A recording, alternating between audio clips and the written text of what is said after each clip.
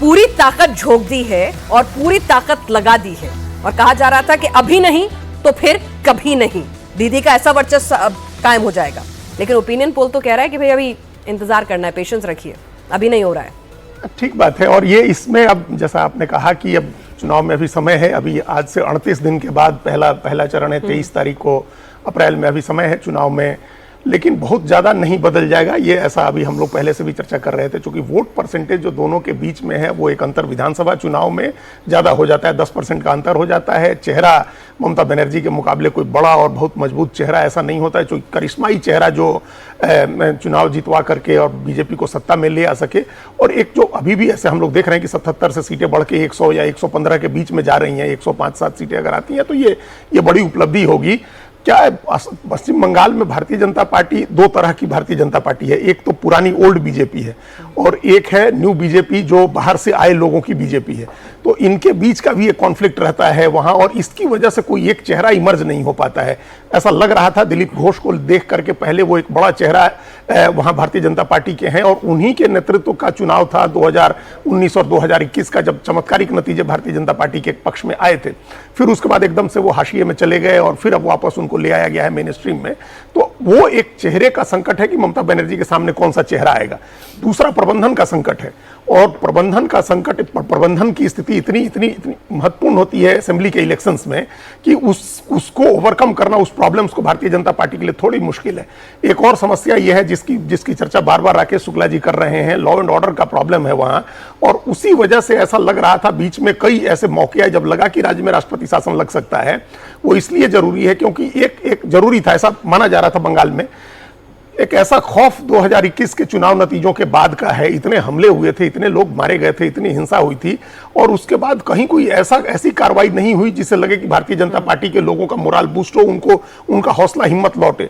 हम 2-3 बातें जो पर्सनली अभी हम तो आसाम घूम करके आए, उसके बारे में हम लोग आगे बात करेंगे, लेकिन पश्चिम बंगाल की रिपोर्ट हम लोग जो लगातार ले रहे थे उसमें यह है कि अभी से एक इलाका है, नानूर इलाका है, उस इलाके से हमको लोगों ने बताया, वहां कलकत्ता के लोगों ने, कि उस इलाके में एक परिवार है, 2 परिवार मान लीजिए 10 लोगों का हिंदू परिवार है, उनके घर पे एक दिन कफन और कुछ फूल रख के और किसी ने भेज दिया उनके घर पे जी।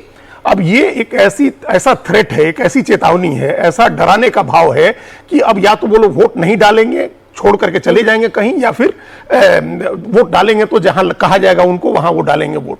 तो इस तरह का जो थ्रेट है, एक बड़ी हास्यास्पद हंसी की बात लगी थी हमको, लेकिन हमने जब चेक किया तो पता चला कि वहां लोग अपने घरों के खिड़की दरवाजे मजबूत करवा रहे हैं कि हमले हो सकते हैं। इस तरह का माहौल, ऐसा खौफ का माहौल है। इस माहौल में भी ये हिम्मत है लोगों की कि इतनी बड़ी संख्या में हिंदू निकल के भारतीय जनता पार्टी को वोट देते हैं। लेकिन अगर उस सैचुरेशन पॉइंट से अगर वो वोट आगे नहीं बढ़ता है, 5 से 10% हिंदू वोट देने और नहीं निकलते हैं भारतीय जनता पार्टी के पक्ष में, तो फिर ये नतीजा नहीं बदलेगा, फिर उसी के आसपास रहेगा जितना जो हमारा ओपिनियन पोल यहाँ पर मेटेराइज्ड आईएनएस का ओपिनियन पोल दिखा रहा है। तो कमोबेश वही अगर रहेगा, अगर बहुत कुछ नहीं बदलता है, वोटर जो है वो वोट देने के लिए नहीं आ पाता है। लेकिन क्या वाकई में बीजेपी जो है वो भद्रलोक की हम बात करें, महिला वोट बैंक की बात करें, उसमें सेंधमारी करने में इस कदर कामयाब हुई है कि सत्ता की कुर्सी पर वाजिब हो पाएगी, या ममता बनर्जी के लिए अभी भी उनकी जो इमेज है, उनकी टक्कर का कोई दूसरा लीडर जो है वो बीजेपी नहीं दे पाई है। तो एक वैक्यूम ऑफ लीडरशिप जो है वो भी एक बड़ा फैक्टर है, उस पर भी चर्चा करेंगे। हमारे साथ अमिताभ तिवारी जी इस वक्त चुनाव विश्लेषक वोट वाइब से जुड़ चुके हैं।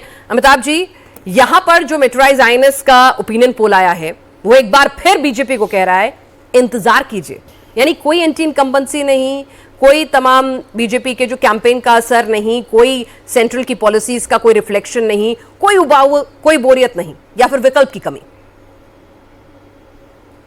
देखिए, अगर लोकसभा का चुनाव भी देखेंगे और उसके असेंबली लीड्स को देखेंगे हम, तो उस समय भाजपा को 90 सीटों पे लीड थी और तृणमूल कांग्रेस को 192 पे। 2024 के अगर लोकसभा चुनाव को विधानसभा में कन्वर्ट कर दिया।